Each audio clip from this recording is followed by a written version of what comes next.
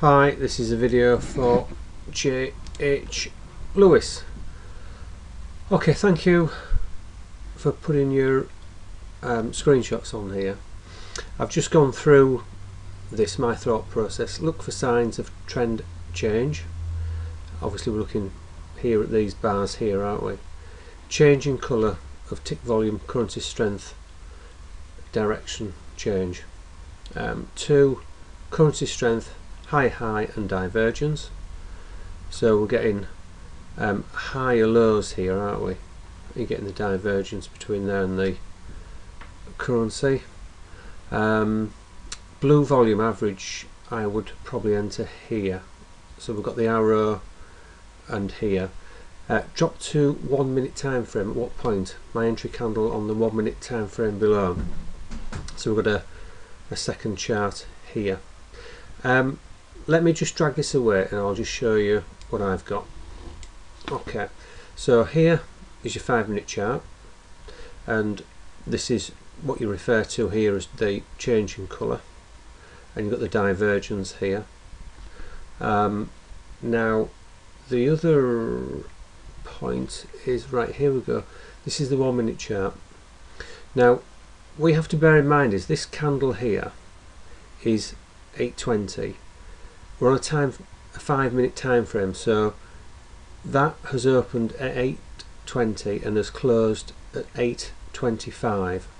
Okay, so what we're seeing here is a fully formed and closed candle, so just bear that in mind.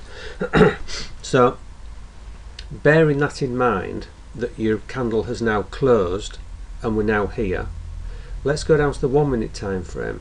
So we're now here, look at 8:25, which is the start of this candle here. Okay, your entry for this trade is obviously on the 1 minute time frame.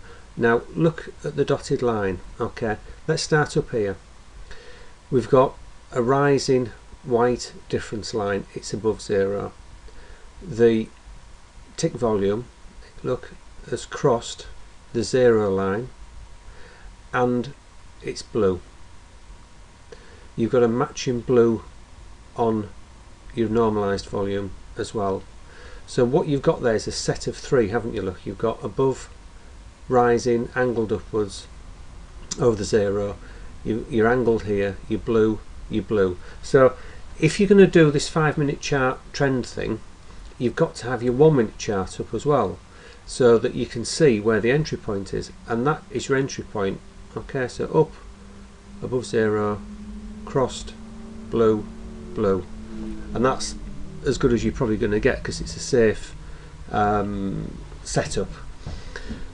Obviously looking at divergence, the angles of these two currencies is very difficult on a 1 minute time frame because it's incredibly scatty, but the white difference line obviously is the good indicator there. So if you were watching this downtrend here and you did put a trend line in, you'd really want this 1 minute chart up at the same time, because you're waiting for mainly for this tick volume indicator to cross the zero line. Once it's crossed, check your other indicators and get everything to line up, and it's obviously, you know, in your favour. We can maybe look back at these points here and see what the tick volume did on the 1 minute chart. So let me just move that across. So what we are, 740, so let's just go back a little bit. So 740, you see, for that to be a buy here, to go long here, doesn't exist, look, because the tick volume hasn't crossed the zero point. So let's keep going across, look, there's no zero across here, and then eventually the next one is here, look, 8:25. Lo and behold, obviously that's a closed candle, your next one, bingo, 8:25, and there you go. So that's how you enter on a 1 minute chart, which was obviously what your question was. Here, drop to 1 minute time frame. At what point? Well, you don't really drop to 1 minute time frame because you've got two time frames already up on your platform next to each other. so you can see exactly what's going on. So like I said back here, if you thought, oh, is this going to be the changing trend, obviously it didn't break your trend line, but I just gave that really as an example. So I hope that helps and answers your question. Alright, you should be doing better things on a Sunday, by the way. Alright, bye now.